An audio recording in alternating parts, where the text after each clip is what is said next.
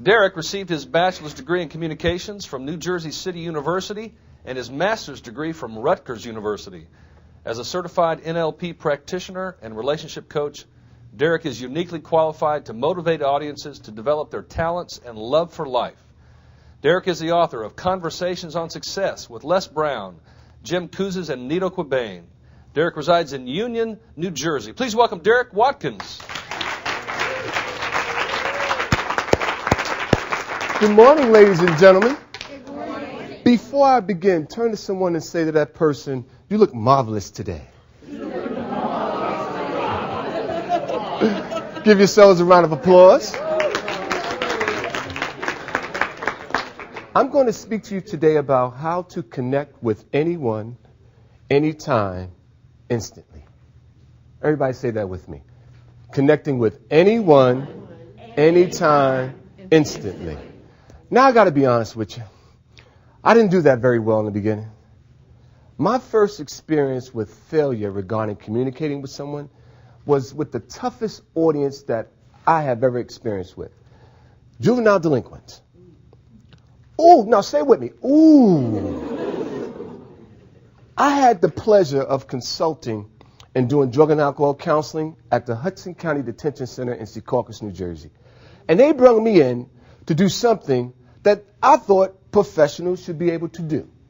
Communicate with kids and motivate them and inspire them to go to drug and alcohol counseling for 18 months. Yeah, right. So here I walk in, they tell me what my job is, and I said, okay, no problem. And the reason why I felt a little confident about this goal that I had to do is because of the communication training that I had. Fortunately for me, I got my master's degree in social work, and when you're doing the social work training, they teach you how to talk about your feelings all the time. How does it feel when you make that look in your face? How does it feel when someone smacked you in your head? And what I realized very quickly what I realized was that wasn't who I was. What I realized that in terms of do great counseling, you have to find a theory that fits you. And the theory that fit me very well was neuro-linguistic programming, which for short means NLP. So for those of you who don't know what that means or know what it is, it's the study of human behavior. It means that if I want to do something that you do, all I have to do is ask you particular questions, figure out what your attitude was when you was doing those things, and model that same behavior. That's NLP in short. And when I was doing this, I got a little glimpse of the person who did it well and who I modeled after, and that was actually Tony Robbins. See, in my car, ladies and gentlemen, that's a university on wheels. Okay. When you're listening to music, I'm listening to tapes. I have every motivational communication tape you could think of. And I plugged in Tony Robbins one day, and I listened to this man, and it wasn't about the entertainment value or the educational value. It was what he was doing with it. So I went and learned it. Took me 5 years of learning NLP, because NLP is not necessarily about learning the skill and applying it. It's about learning the skill, checking to see if it works. Then you say, okay, aha. So now I have an opportunity to learn this thing. So one of the things we talk about in NLP is communication is transmitting information back and forth between two people. That's a good definition. I think that's pretty simple. But what about how do we communicate? In business in particular, ladies and gentlemen, how do we communicate information from one person to the next? How many ways do we do that? Email, phone, memos, letters, fax, in person. We can go on and on. And it's energy. The one way that gives positive and builds positive relations with people is face-to-face communication. Face-to-face communication. Now, when we're face-to-face, one of the things I decided to research, because I wanted to not just do something. You ever get to the point where you want to do something, but you want to do it really, really well? So I needed to study this thing and model the people who were doing this thing well. So I looked it up. And the first thing I read was an article by Dr. Albert Moravian, who did a study at the University of UCLA back in the 1960s. And the study was about face-to-face communication and how we communicate when we're face to face. He found out we do that in 3 ways: body language, voice tone, and words.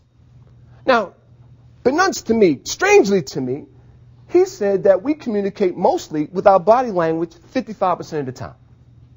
Now, that's unusual because words is only 7% of the communication. The remaining, mathematicians help me out, I think it's 38%. Help me out. Am I right? Okay, good. Get a little scary when I get the numbers. 38% of how we communicate is our voice tone. Now, I said to myself, that still doesn't make sense to me. Now, I want you guys to take a trip with me. This is an exercise. I'm going to show you how this really, really pulls out information. So I need you to sit back, and I need you to sit back. I need you to sit back.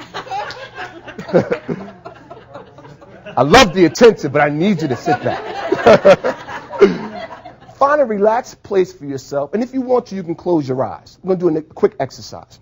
I want you to imagine yourself in a restaurant, your favorite restaurant. Now, in this restaurant, of course, is your favorite meal. And hopefully your favorite waiter or waitress approach you, but if not, that's okay. The person comes up to you and, of course, asks you what it is you want. Now, when you're telling this person, you can smell the aroma. You see the image. You're feeling really good about this food you're about to get. And all of a sudden, 5-10 minutes goes by. The person brings you over your food, but instead of having it on a plate, he has it on a garbage can lid. How does it taste now? How many of you are going to eat that? You see, ladies and gentlemen, one of the things I found out about communication with this exercise was when you're communicating with your body language, with your voice tone, and with your words, it's how it is presented. The words are how the words are presented in the tone in which they come out of your mouth, which says that you are communicating. So in the point, Dr. Morabian was absolutely correct. He was absolutely correct. But there's another thing. There are 3 ways that we block communication. The first one is obvious, is that you feel you don't even want to talk to nobody. You just cut it off. Boom, it's a wrap. I don't want to talk to you. You're not making my day. You just automatically decide, I am not going to talk. I'm going to cut this line of communication off. The second way is that when you're talking to someone, anybody have this experience? You're talking to a person, and all of a sudden, whatever they're saying to you is causing you a tremendous amount of pain, and all of a sudden, you just walk away. Second way, very unique, is that when the line of communication, because there's a line between you and I, when I'm putting so much pain on the line, you refuse to go any further with me. You cut it off yourself. The third and final way is when the communication line jams. Come on now, everybody here has been in an argument with somebody before. And all of a sudden you say, you know what, forget you. Well, forget you too. And everybody walks away. The line jams up. You see, when this thing happens in business and you still have to talk to the person you despise, who's been there before? Come on now. The one thing I know about business is that in business you don't choose your friends. You don't choose your friends. You are being chosen to be a teammate when you don't even want to be a teammate to some people. In our personal relationships, we have the option of choosing our friends. So how do we get through this thing? The one thing I've discovered is that when you want to communicate and really make a difference in somebody's life, you have to learn to connect with them. Now, how do you connect? Before I tell you that, communication, ladies and gentlemen, is talking to someone. Connecting with someone is talking through them. And when you're talking through someone, I heard a lovely quote that went like this: capture the person's imagination and you capture their heart.